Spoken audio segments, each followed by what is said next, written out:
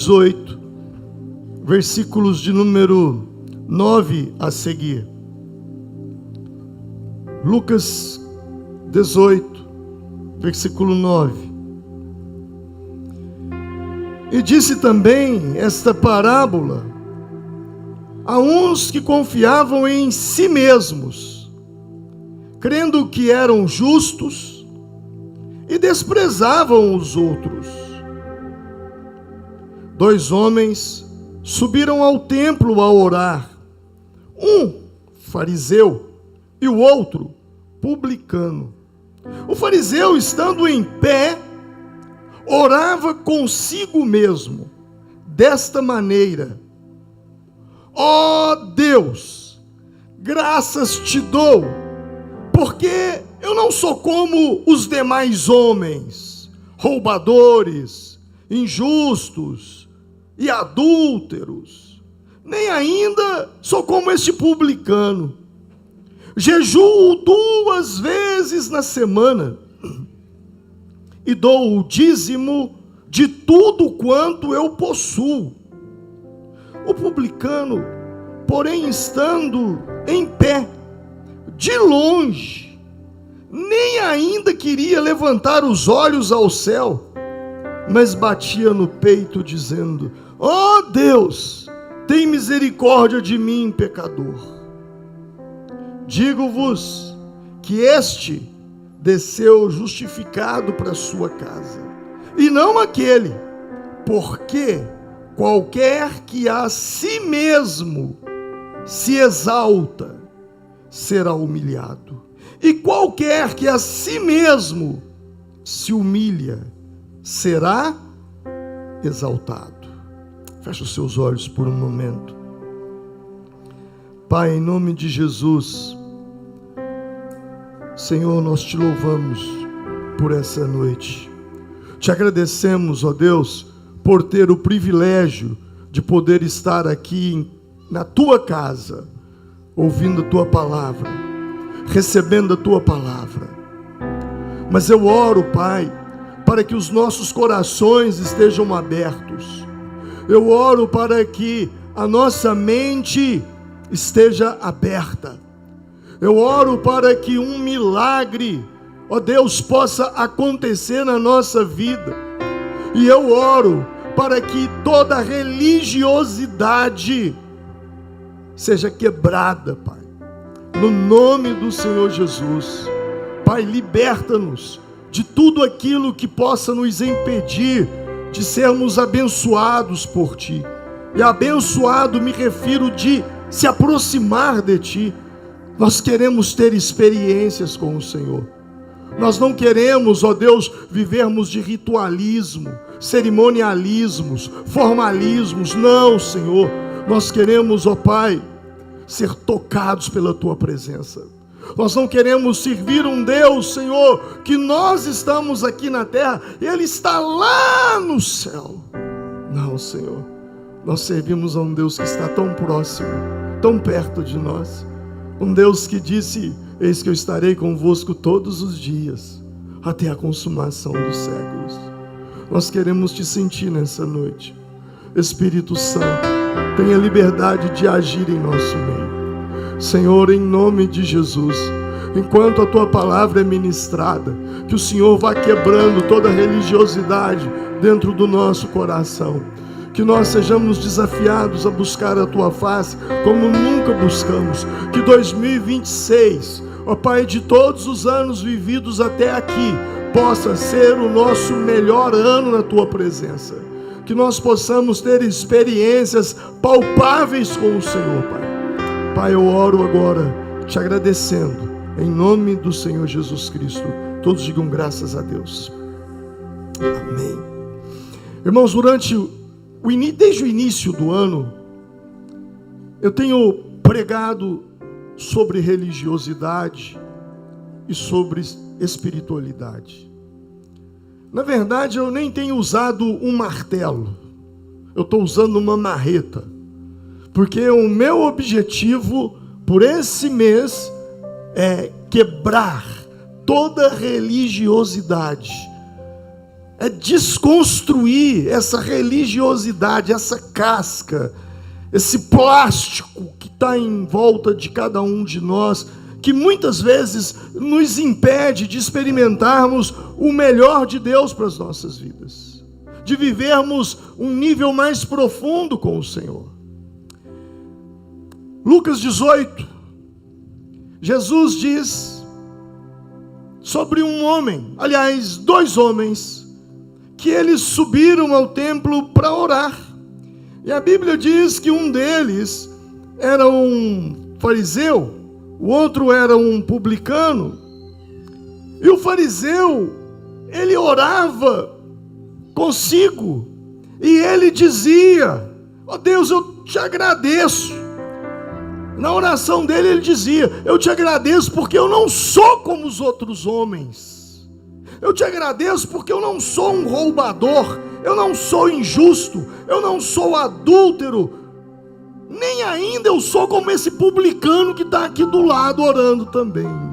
Você consegue enxergar alguém orando desse jeito?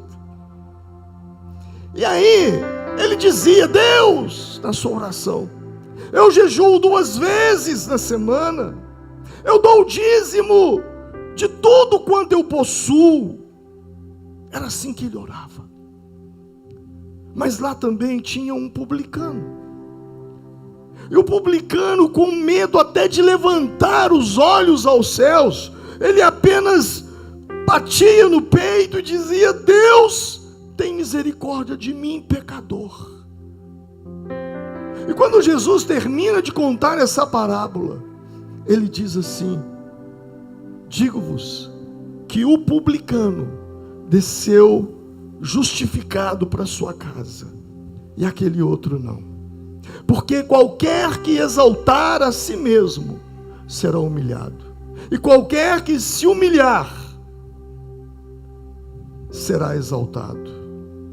E Jesus então termina essa parábola, e ela é muito poderosa, porque essa parábola, ela é um golpe, um soco, poderia dizer assim, direto na religiosidade vazia. É um confronto frontal com aqueles que insistem em viver de aparências, como esse fariseu. Por via de regra, quem vive de aparência, vive de comparação. Toda pessoa que vive de aparência, que tenta colocar uma imagem que não é, essa pessoa, interiormente falando, ela está o tempo todo se comparando com alguém. Por isso ela vive de aparência. E aquele que vive de aparência, como no caso desse fariseu, ele mede a espiritualidade não pela presença de Deus, mas ele mede a espiritualidade pela régua do outro. Ele, quando ora, ele não pensa em Deus, ele pensa no outro. Eu sou melhor que o outro. Deus vai ouvir porque eu sou muito melhor do que aquele que entrou no culto, do que aquele que veio aqui, aquele adúltero, aquela prostituta, aquele drogado, aquele alcoólatra, aquele picareta, desonesto. E ele faz esse tipo de comparação. O que me chama a atenção é que Jesus, ele escolhe 2 personagens bem conhecidos do público daquela época, o fariseu e o publicano. Ambos eram judeus, ambos, no caso, estavam no templo, ambos oravam. O fariseu era um religioso, o publicano era um cobrador de impostos, era a profissão dele. Os publicanos, eles eram judeus, e eles trabalhavam para o Império Romano. Lembra-se, Israel estava debaixo do governo do Império Romano, e o Império Romano havia terceirizado os impostos, a cobrança de impostos. Não eram os romanos que faziam, eles terceirizavam judeus para cobrar impostos dos judeus. E o problema é que os publicanos, os cobradores de impostos, eles cobravam a mais.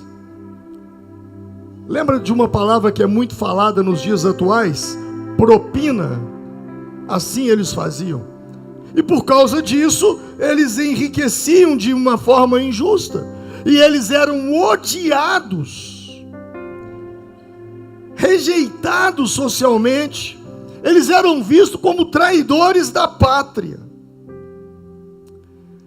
E o outro, um fariseu, um religioso. Quando falamos sobre fariseus, na nossa mente vem sobre hipocrisia, porque Jesus chamou os fariseus de hipócritas, legalistas, porque eles tinham muitos fardos de legalismo, um radicalismo xiita, extremista, religioso, fundamentalista. Inclusive essa imagem, por causa dessa imagem, hoje surge a expressão de farisaísmo. Aquilo ali é um farisaísmo. Fulano é um fariseu.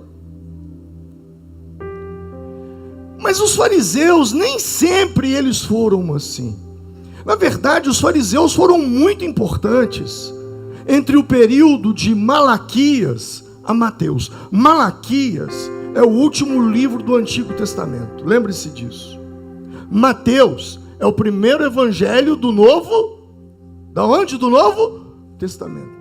Entre Malaquias, o último livro, e Mateus, aquelas páginas em branco que você tem entre o Antigo e o Novo Testamento, aquelas páginas em branco, elas representam 400 anos de silêncio profético. Nenhum profeta se levantou, nenhum homem de Deus se levantou. Entre Malaquias e Mateus são 400 anos de silêncio. E Israel vivia debaixo de uma pressão política dos seleucidas. Vivia uma opressão de estrangeiros, uma opressão cultural, uma opressão espiritual. Deixa eu dar uma pausa aqui para... Eu estou falando uns nomes que talvez você fique assim, o que o pastor está falando? Publicano, fariseu, seleucida,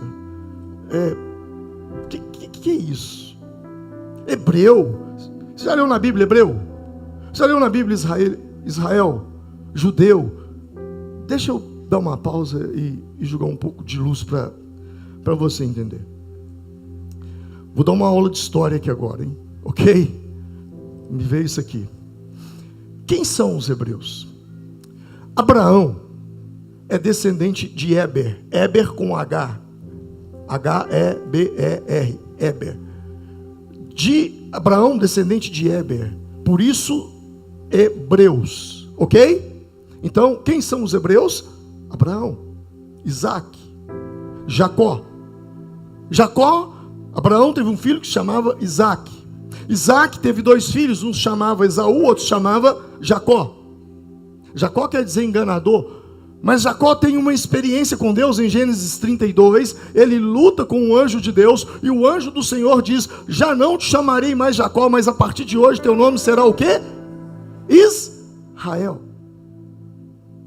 Jacó tem filhos, esses filhos e a descendência de Jacó formam 12 tribos, e agora eles são chamados, já não mais de hebreus, agora eles são chamados de israelitas, porque são descendentes de Israel. E aí surge a nação Israel.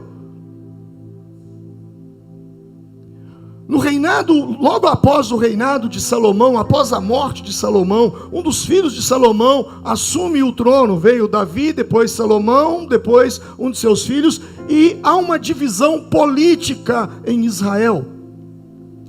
Israel é dividido em 2 reinos. Reino do norte e reino do sul. Reino do norte, 10 tribos. Reino do sul, 2 tribos, Judá e Benjamim. A partir dessa divisão, então criou-se Israel e Judá. Judá, judeus. Quem está entendendo? Os descendentes do sul, eles eram chamados de quê? De quê?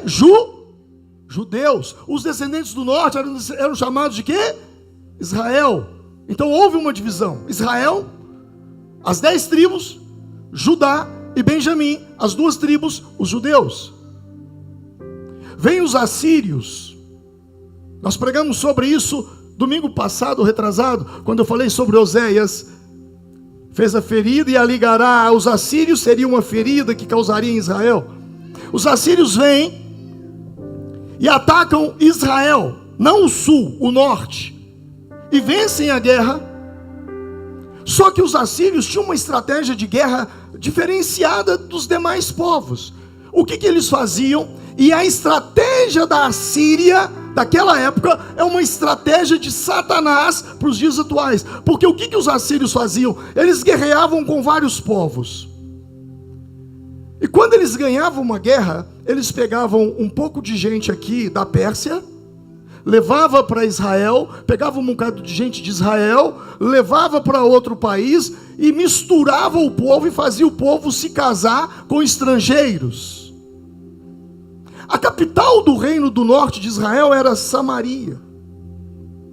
E quando os assírios fazem isso, eles quebram a cultura judaica. Eles quebram a cultura de Israel. E todo povo que tem uma cultura fraca é um povo fraco. A maior estratégia de Satanás para essa geração é quebrar a cultura familiar, a cultura da sua fé, Deus, a cultura de você ser fiel e amar o seu país, pátria, família e Deus. Há uma guerra contra a masculinidade para destruir a figura do homem. O homem opressor, o homem é alguém que precisa ser destruído. É uma quebra de cultura. Os assírios faziam isso, e eles fizeram bem isso, e destruíram as 10 tribos. Elas se dispersaram, misturou tudo, mas ficou o reino do sul.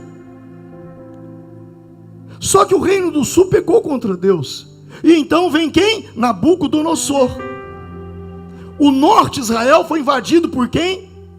A Síria. O sul foi invadido por quem? Babilônia, Iraque, hoje. Então a Babilônia vem, já com uma cultura diferente da Síria, pega todos os judeus e levam eles escravos para Bagdá, para Babilônia, para o Iraque. Digo Iraque hoje, naquela época Babilônia. E lá eles ficam exilados 70 anos. Aí vem os persas, que é o Irã, e eles vencem o reino da Babilônia e conquistam toda aquela região. E agora eles liberam, o livro de Neemias, a volta para Jerusalém, para Israel. 70 anos depois, a Babilônia libera, e agora, ou melhor, os persas vencem a Babilônia e eles liberam Israel de volta para casa. E quando eles voltam como um povo, judeus. Porém o reino do norte, quando volta uma bagunça. Por isso judeus e samaritanos não combinavam. Lembra de João 4? Quando Jesus se encontra com a mulher samaritana no poço de Jacó, e a mulher vira: como vem tu, sendo judeu, falar comigo que sou samaritano? E o texto diz que os samaritanos e os judeus não se comunicavam, porque os judeus diziam: vocês são um povo todo bagunçado, vocês não são israelitas, vocês não são judeus, vocês são uma bagunça. Nós não somos judeus. Quem está aprendendo aí? Parei na onde? Para eu chegar aqui nesse ponto. E agora então, eles voltam para casa. Só que a Grécia se prepara como um grande exército liderada por Alexandre o Grande. E Alexandre vem e conquista toda aquela região. E agora os judeus que estavam libertos, agora estão debaixo do poder da Grécia. Só que Alexandre, um grande guerreiro, ele respeitava a fé da Torá, das leis, amava o Senhor, o Deus de Israel. Ele levou alguns judeus para a Grécia. Daí depois vem a Septuaginta, não vou entrar nesse assunto, é outra história, mas é incrível estudar sobre isso. Só que, quando Alexandre, então, aquele jovem, todo poderoso, extremamente inteligente, em batalhas, ele morre com 32 anos de idade. E o que aconteceu? Os seus 4 principais generais assumem o poder. E o reino de Alexandre é dividido em 4 reinos. Ptolomeu, Seleucida, fugiu o nome dos outros 2. E agora Israel está debaixo de um desses generais. É quando acontece Malaquias e Mateus, esse período, que tem a revolta dos Macabeus, uma história incrível que dá origem à festa do Hanukkah. Estude sobre isso, é incrível.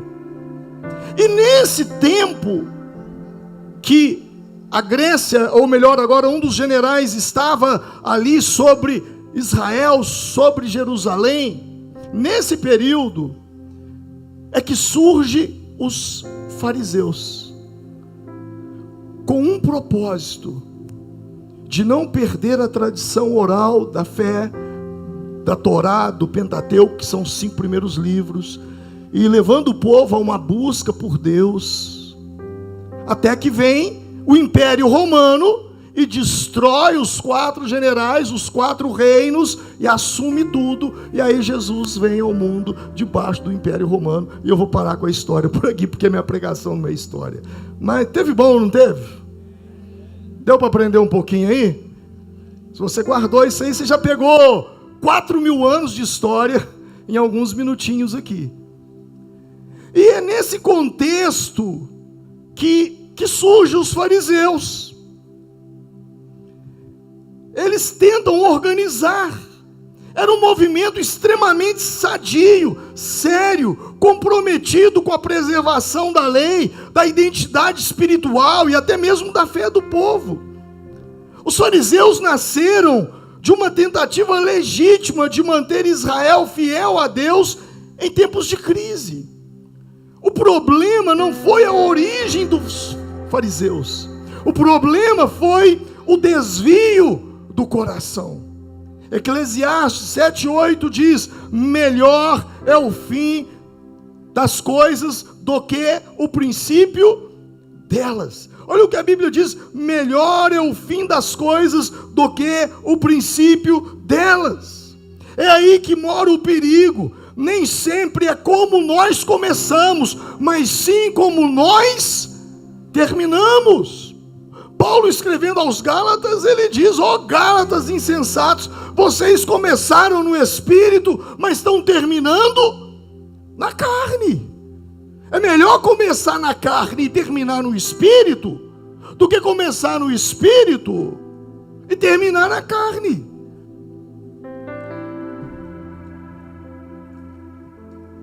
Quando eu me refiro sobre essa questão que mora o perigo, é como você termina. Porque a obediência, ela deveria conduzir à humildade. Mas no caso dos fariseus, o que ela produziu foi orgulho. E a gente precisa tomar cuidado com relação a isso. Porque a Bíblia fala o tempo todo: sede santos, porque o Senhor vosso Deus é santo. Hebreus vai dizer: buscai a santidade, porque sem ela ninguém verá o Senhor. Mas eu e você precisamos tomar cuidado com essa santidade, porque a santidade que me aproxima de Deus, mas que me afasta do próximo, ela não é santidade.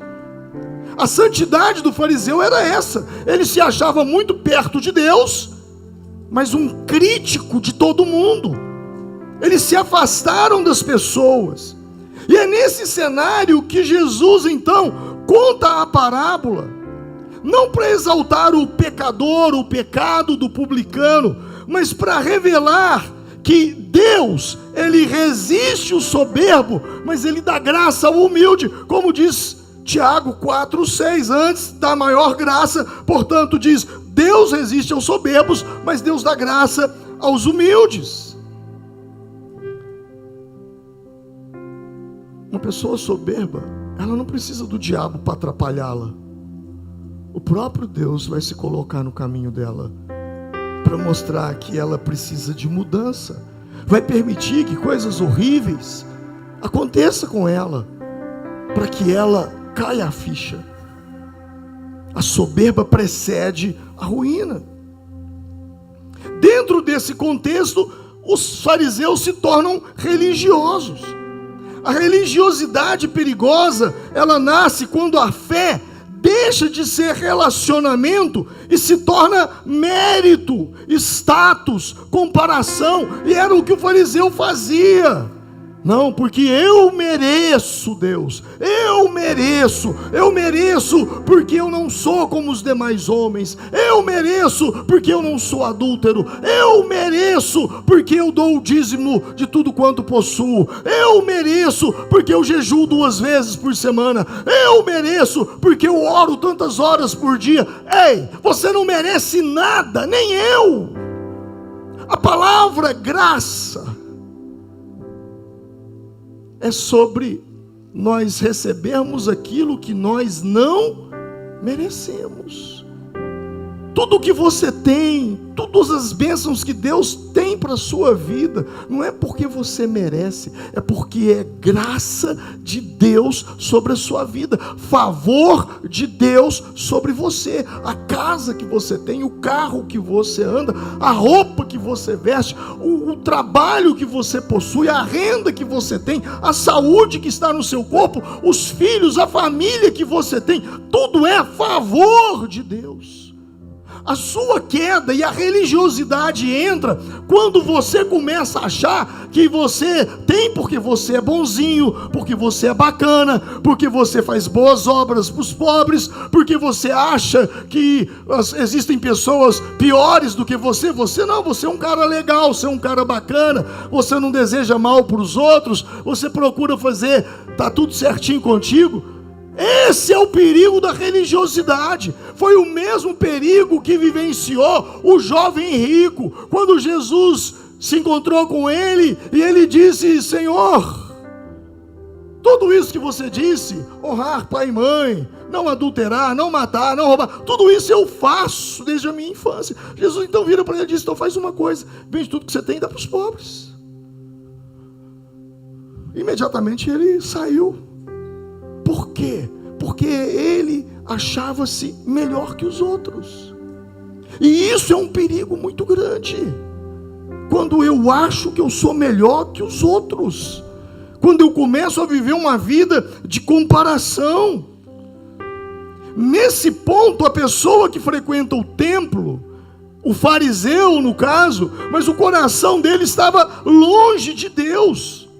O publicano, ele não tinha nem argumentos, ele não tinha currículo espiritual, ele não tinha boas obras para apresentar, ele apenas tinha um clamor: tem misericórdia de mim, Deus, tem misericórdia de mim. Era a única as únicas palavras que saíam dos seus lábios.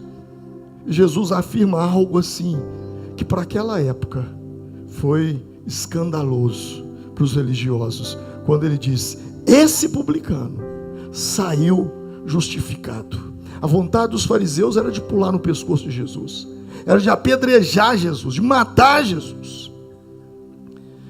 E por que ele saiu justificado? Porque Deus responde ao arrependimento verdadeiro, não a uma performance religiosa. Eu faço isso, faço aquilo e faço aquilo outro.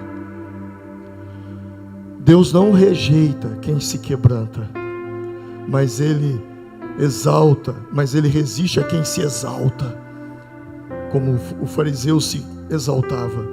Toda pessoa, irmãos, que se aproxima de Deus, ouça o que eu vou te dizer. Toda pessoa que se aproxima de Deus sente a dor do seu pecado. Quanto mais próximo de Deus você estiver, mais consciente você se torna da sua própria condição. Eu digo isso por experiência própria. Quanto mais próximo eu me sinto de Deus, mais pecador eu me sinto. Quanto mais intimidade eu tenho com o Senhor, mais eu sinto o peso das minhas palavras, mais sensibilidade ao pecado eu tenho. Quanto mais próximo de Deus, mais você sentirá o pecado. A luz da santidade, a verdadeira santidade, que é a santidade de Deus, ela expõe primeiro, não é o pecado do outro, é o pecado nosso. Pastor, e quando é que eu sei que eu sou um religioso?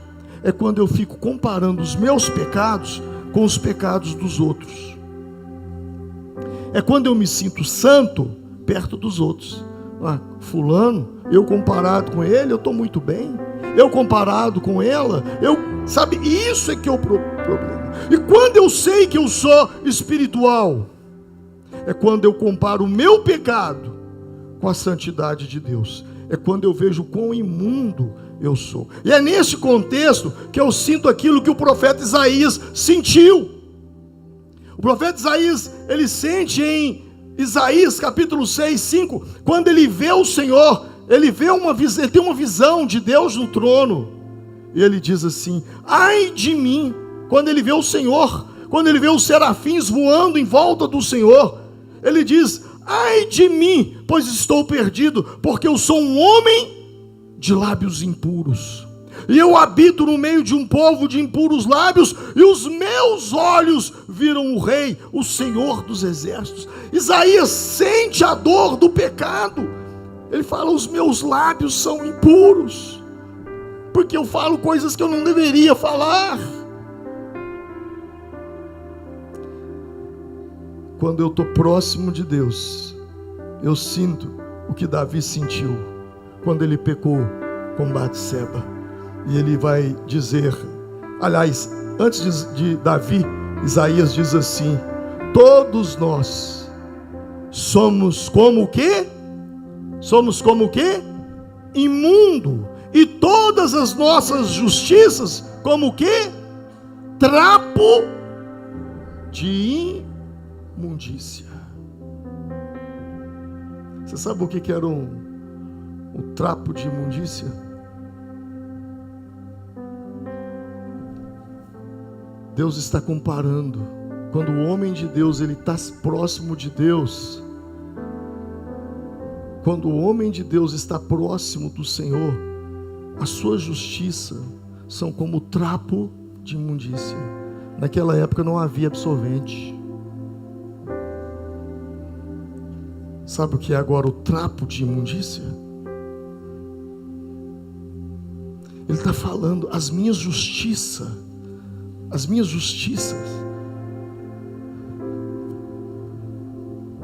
é um trapo de imundícia, é um pano todo cheio de sangue.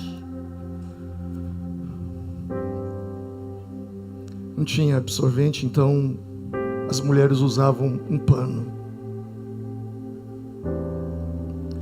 e ali aquilo era descartado, nojento.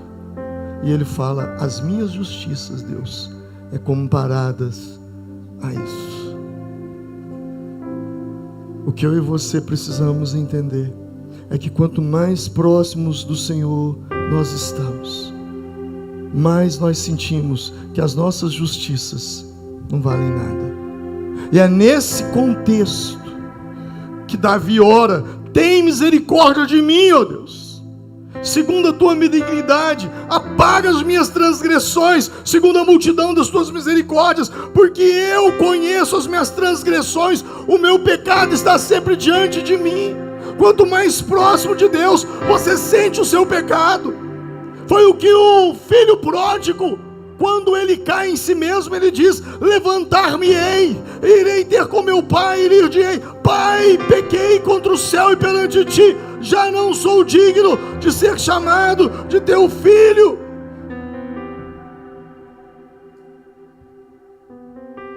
Quando você está próximo de Deus, é isso que você sente. Diante de Deus, não é sobre comparar pecados, não é sobre medir quem errou mais ou menos, não é sobre o tamanho do pecado, é sobre a profundidade do seu arrependimento. Religiosidade fala de si, espiritualidade fala de Deus. E o texto começa dizendo: o fariseu orava consigo mesmo. O fariseu orava consigo mesmo. A religião sem espiritualidade transforma a oração em discurso. A oração dele parecia mais uma pregação. Quantas vezes você foi convidado para orar numa reunião, numa célula, num culto, num aniversário, num funeral, e a sua oração mais parecia com um discurso do que com uma oração? Eu já senti isso. Ô pastor, faz uma oração, e de repente eu faço uma oração que parece que eu estou falando com as pessoas, parece que eu estou pregando para as pessoas, eu não estou falando com Deus. O fariseu, ele orava consigo mesmo, ele falava para ele mesmo: eu dou o dízimo, eu jejuo, eu não sou como os outros, eu não sou isso. Ele falava consigo, porque a religiosidade sem espiritualidade transforma a oração em discursos vazios. E isso mostra o nosso distanciamento de Deus, a nossa falta de relacionamento e de intimidade com Deus. Alguns séculos atrás, Deus levantou alguns homens. Moody foi um deles. Charles Spurgeon, o príncipe dos pregadores. E um dia, conta-se que Moody foi ouvir Spurgeon, o príncipe dos pregadores. E quando ele volta, as pessoas viram para ele e dizem assim: e aí, doutor Moody, o senhor ouviu Charles Spurgeon pregar? É realmente aquilo que eles falam? E Moody diz assim: sim, eu ouvi Spurgeon pregar, mas o que mais me impressionou não foi a sua pregação, foi a sua vida de oração, a forma como ele falava com Deus, a intimidade dele com Deus. Isso fala de intimidade, de proximidade. Irmãos, quando Adão pecou lá no Éden, Deus poderia ter dito: Adão, o que você fez, Adão? Mas Deus não fez essa pergunta. A pergunta de Deus foi o quê? Adão, onde? Adão, onde tu estás? Porque para Deus, o que você fez é menos importante do que onde você está. Porque onde você está revela o porquê você fez. Porque se você tivesse próximo, Adão, não teria acontecido. A intimidade, meu irmão, ela te preserva de muitas coisas. Quando você está próximo de Deus, você tem mais força para vencer o pecado. Ouça isso. Muita coisa que hoje você chama de tentação, se você estivesse mais próximo de Deus, o que você chama de tentação, você chamaria de nojo. Nojo. Pastor, sabe, eu estou sendo muito tentado nessa área. Na verdade, a tentação, ela não vem do diabo. Tiago diz isso: cada um é tentado de acordo com a sua própria cobiça. Ela vem de dentro de nós. Então, quando eu estou próximo do Senhor, em intimidade com o Senhor, vivendo de acordo com a vontade dEle, procurando me desviar do mal, me arrependendo dos meus pecados, porque mesmo próximo de Deus eu vou pecar. Mas eu vou confessar, eu vou pedir perdão, eu vou me arrepender. E quando eu estou próximo do Senhor, o Senhor trabalha o meu interior. E aquilo que para mim é uma tentação, se torna algo nojento. Eu vou te dar um exemplo. Quem aqui já fumou? Eu levanto as minhas duas mãos. Eu comecei a fumar com 12 anos de idade. Fumei até os 18, quando eu encontrei Jesus.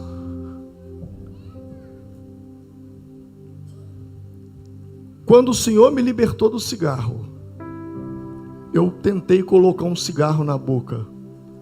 Aquilo que eu amava, e quem já fumou sabe, é difícil ficar um dia sem fumar. Um dia não, horas sem fumar. É uma vontade, é uma coisa fora da lógica. E se você não tem um cigarro, você está explodindo de raiva. Você fica irritado, com raiva, nervoso, ansioso. Esse é o sentimento de quem fuma. E se você é fumante, está aqui hoje, você sabe do que eu estou falando. Mas se você foi liberto pelo Senhor, aquilo que você tinha tanta vontade, quando você foi liberto, a hora que você colocou o cigarro na boca, te deu vontade de quê? Em mim, vomitar. Por meses eu não suportava o cheiro. Chegava alguém fumando perto de mim, eu tinha que sair com a vontade de vomitar. Até hoje, alguém chega fumando perto de mim, me dá dor de cabeça. Tamanha foi a aversão que eu tomei disso, porque o nome disso é libertação. Então aquilo que era uma tentação, eu não conseguia ficar sem, hoje é nojo do cheiro, da fumaça. Eu acredito que todos que passaram por esse processo sentem a mesma coisa. O problema da religiosidade dos fariseus e nosso é que a religiosidade produz aparência, mas ela não produz fruto, ela não produz arrependimento. Jesus, ele contou uma parábola, aliás, uma parábola não, aconteceu um fato com Jesus. A Bíblia diz em Marcos 11, no dia seguinte, quando saíram de Betânia, teve fome, e vendo de longe uma figueira que tinha folhas, diga comigo, a figueira tinha folhas, foi ver se nela acharia alguma coisa para comer.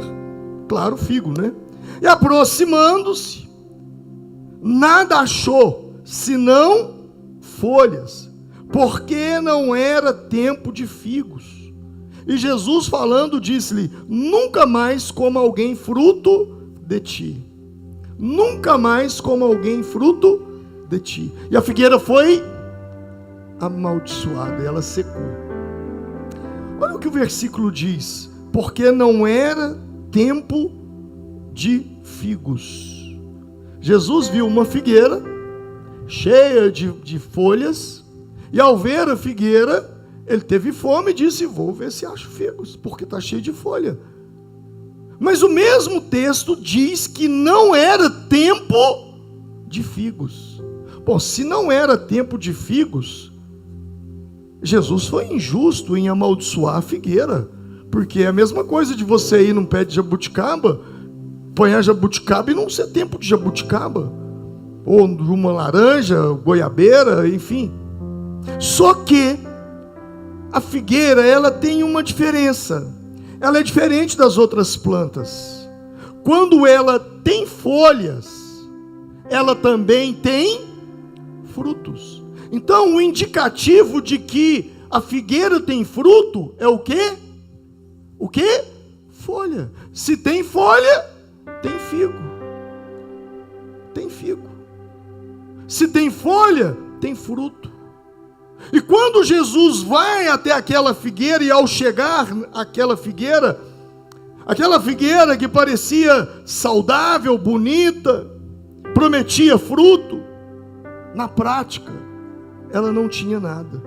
Ou seja, ela anunciava algo através das folhas, mas não entregava nada. O que é isso? Vamos traduzir tudo isso numa palavra? Aparência. Gente que vive de aparência, mas não tem fruto. A crítica é sobre isso. Jesus, ao amaldiçoar aquela figueira, nunca mais nasça nada em ti. Jesus está falando, você que vive de aparência e não tem fruto, você não vai produzir nada na sua vida. Absolutamente nada. Muita aparência, muito discurso, muita religiosidade visível, mas pouca vida, pouco arrependimento, pouco fruto verdadeiro. Jesus não amaldiçoou a figueira por falta de tempo, da estação, não. Ele a confrontou por falta de verdade. Ela tinha uma aparência, mas não tinha fruto. Deus não se impressiona com folhas, Ele se impressiona com fruto. No início, os fariseus, eles eram muito próximos de Deus, espirituais, foram importantes na história de Israel, como eu já coloquei. Eles preservaram a tradição da Torá, foram eles que criaram as sinagogas. Por quê? Porque naquela época surgiu um outro movimento, que foi o dos saduceus. Você tinha os fariseus e você tinha os saduceus. Os fariseus permaneceram firmes à tradição judaica. Os saduceus se entregaram muito à tradição grega e à cultura grega, e perderam algumas coisas da palavra. Mas os fariseus não. Os fariseus, eles permaneceram ali firmes, para que as pessoas estudassem a palavra. Mas com o passar do tempo, a espiritualidade se tornou religiosidade. Esse é o perigo. É o perigo que eu corro, que você corre, que essa igreja corre. Quando nós descobrimos a nossa fé em Cristo, ela era tão pura. Olha, quando você entregou sua vida para Jesus, a pureza do seu coração, a sua fé, não, vamos orar, vamos fazer isso. Você se envolvia com tudo. Mas com o passar do tempo, você foi se esfriando, se distanciando, se tornando insensível, resistente à voz do Espírito. Foi o que aconteceu em Apocalipse 3:20, de Jesus dizer para uma igreja: eis que eu estou à porta e bato, porque eles colocaram Jesus de fora. Se alguém ouvir a minha voz, eu entrarei e cearei com ele. E é isso que a religiosidade faz. No início você diz: não, eu estou vivendo o primeiro amor, é o primeiro amor, quero orar. Pastor, a igreja tem pouco culto, tinha que fazer 3 cultos por dia, eu quero ir de manhã, de tarde, de noite. A ponto de seus familiares falar assim: olha, por que você não arruma a cama e muda lá para a igreja? Já escutou alguém falar isso com você? Não, é célula, eu quero ir para a célula, eu quero fazer isso, eu quero fazer encontro com Deus, ter um curso, eu quero me envolver. Você quer tudo. Só que com o passar do tempo, sem perceber, nós vamos nos tornando religiosos. E é exatamente isso que está acontecendo com a igreja brasileira. Não se trata de uma denominação específica, mas todas estão enfrentando crises profundas, crises morais, crises espirituais, crises de testemunho, escândalos que se multiplicam, amor que esfria, verdade relativizada. A presença de Deus é muitas vezes substituída por tradições humanas, estratégias humanas. No meio tradicional, um gelo. No meio pentecostal, uma infantilidade de assustar. Não, eu vejo uns vídeos, aliás, tem muita coisa com o nome de pentecostal na internet que não tem pentecostal não. Outro dia eu estava vendo um movimento chamado de assembleia, que estava mais para uma candombleia do que para a própria pessoa que é pentecostal, de Gunnar Ving, de Daniel Berger, da assembleia. Ao ver aquilo, ele se escandaliza. Opa, isso tem nada a ver com a gente. Sabe, irmãos, e todos esses movimentos começaram tão fortes, Quando você vai para a Europa e estuda a história de John Knox, sabe, você vê um homem que orava. O que virou a igreja dele hoje? Um gelo. Você vai para a história da Rua Azusa, Gunnar Wingren, Daniel Berger, chegando em 1910 em Belém do Pará, quantos milagres! E hoje você vê uma politicagem, tanto escândalo. Isso não é sobre duas, não, estou falando de todas. Que Deus nos ajude. Que Deus nos ajude. O maior perigo não é o pecado que está lá fora da igreja, mas é a religiosidade que cresce dentro dela. E conosco não é diferente. Se não vigiarmos, também nós vamos nos esfriar. Jesus disse em Mateus 24 sobre o fim dos tempos, um dos sinais seria: e por se multiplicar o pecado, a iniquidade, o amor de muitos esfriará. Nós precisamos tomar muito cuidado. Sabe, um coração alinhado, um coração que continua lendo a Bíblia, um coração que diz: Deus, fala comigo, seja confrontado pela palavra.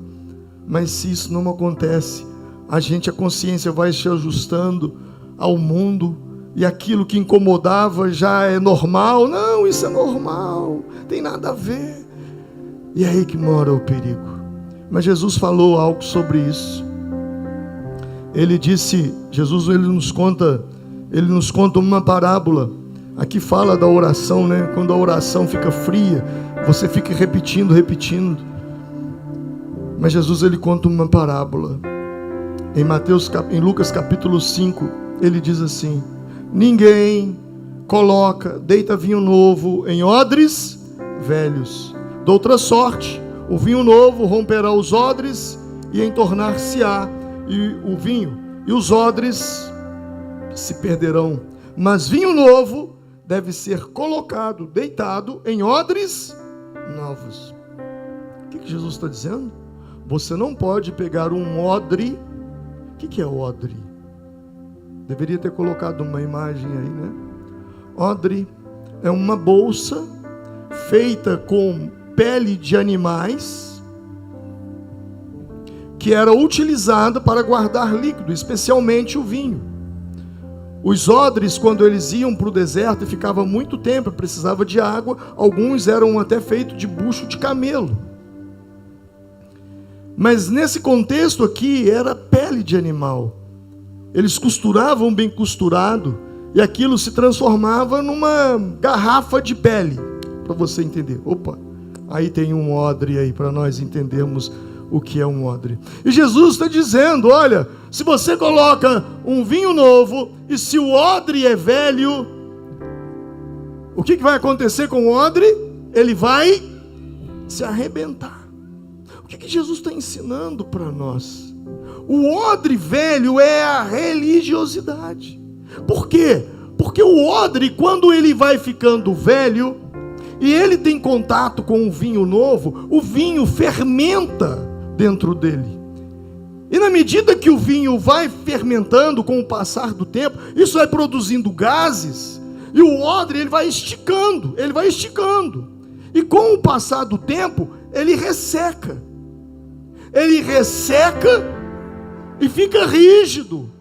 E aí, quando se coloca o vinho novo novamente, ele não suporta a pressão e ele estoura. E perde-se novamente, perde-se o vinho. Então Jesus está dizendo: você não pode colocar um vinho novo num odre velho. Você não pode colocar aquilo que Deus está fazendo, aquilo que você almeja que Deus faça, uma vida nova, uma transformação, um milagre na sua vida, naquilo que é velho, numa estrutura velha de religiosidade dentro de você, porque isso não vai suportar, vai estourar. Mas o interessante é que eles tinham algumas coisas que eles faziam. Quando o odre se tornava velho, esticado, sabe o que eles faziam? Eles molhavam ou colocavam o odre de molho no azeite. E o azeite, ele tem o poder de hidratar a pele. E aí ela não ficava mais esticada. Sabe o que o Senhor está ensinando a mim e a você? O azeite na Bíblia, ele é símbolo do Espírito Santo. Ungia-se os reis com o óleo, ungia-se os sacerdotes com o óleo. O candelabro no templo, ele só funcionava à base de óleo puro. O óleo na Bíblia é o símbolo do Espírito Santo. Zacarias capítulo 4, versículo 6 diz: não por força, nem por poder, por violência, mas pelo meu Espírito. Tem uma situação que você não está conseguindo vencer, tem uma situação que você está colocando força, não está dando. Você fala: pastor, agora eu já tenho que partir para a ignorância, porque não dá. Deus está falando com você, não é com ignorância, não é com violência, não é com brutalidade, é através do meu Espírito. Pega esse odre de religiosidade e põe dentro do azeite, para que ele seja hidratado. Eclesiastes capítulo 9, versículo 8 diz: em todo tempo sejam alvas as tuas vestes, e nunca falte o óleo sobre a sua cabeça. Salmo 133 diz: é como o óleo precioso que desce sobre a cabeça, que desce sobre a barba, que desce sobre a barba de Arão e que desce até a sua orla das vestes. Deus está falando: filho, eu vou derramar o Espírito Santo sobre você. A unção que vem sobre você, ela vai começar sobre a sua cabeça, porque Romanos 12 diz: não vos conformeis com este século, mas transformai-vos. Uma transformação mental. Começa na sua cabeça e ela desce sobre todo o seu corpo, para que você fique protegido, blindado com a unção de Deus. Como diz Salmo 92, 10: tu me exaltarás o meu poder como o do boi. O texto está dizendo unicórnio, mas numa tradução vai dizer o boi selvagem. Eu serei ungido com óleo fresco. Sabe quando colocava aquelas cangas nos animais, no pescoço do boi, para eles puxarem grandes cargas? O que eles faziam? Eles untavam o pescoço do boi com óleo, com gordura. É isso que o salmista está dizendo. Isaías 10, versículo 27 diz: e naquele dia acontecerá que a sua carga será tirada de seu ombro. O que é isso? Sabe quando você deita e fala: eu estou tão cansado, eu vou dormir para descansar. E aí você dorme, aí no outro dia você acorda pior do que você deitou. Uma carga sobre o seu ombro, a vida pesada, tudo pesado, nada rompe, tudo que você planeja não dá certo, os seus empreendimentos fracassam, está tudo errado, seu casamento está sendo destruído, sua família sendo destruída, você já não sabe mais o que fazer. Deus está falando: naquele dia acontecerá, a sua carga será tirada de cima do seu ombro, o jugo vai ser tirado do seu pescoço. Jugo é aquilo que eles colocam no boi, colocam no bezerro, aquela canga, aquilo fica ali. Deus está falando: eu vou tirar, eu vou despedaçar, por causa da unção do Espírito Santo que eu vou enviar sobre vocês. Vocês serão leves, não terão peso sobre os ombros. A vida não será mais dessa forma. Se você crê, se coloque de pé nesse momento agora. E nisso se cumprirá Isaías 61. O Espírito do Senhor está sobre mim, porque o Senhor me ungiu para anunciar boas novas aos mansos, e enviou-me a restaurar os contritos de coração. Levante suas mãos ao alto e diga assim: o Espírito do Senhor, diga: o Espírito